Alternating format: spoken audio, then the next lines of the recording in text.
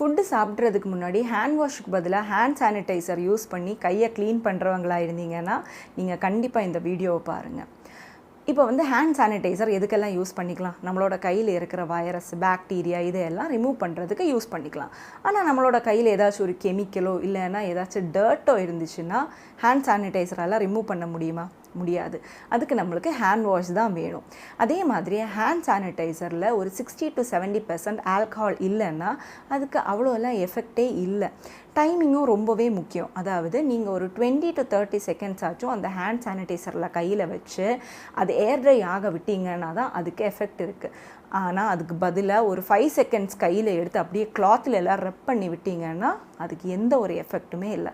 So கண்டிப்பாக நீங்கள் டாய்லெட்டெல்லாம் use பண்ணதுக்கப்புறம் அதே மாதிரி ஃபுட்டு சாப்பிட்றதுக்கு முன்னாடி ஹேண்ட் சானிடைசருக்கு பதிலாக ஹேண்ட் வாஷ் யூஸ் பண்ணி க்ளீன் பண்ணிங்கன்னா ரொம்பவே அது ஒரு பெட்டரான option. Thank you for watching.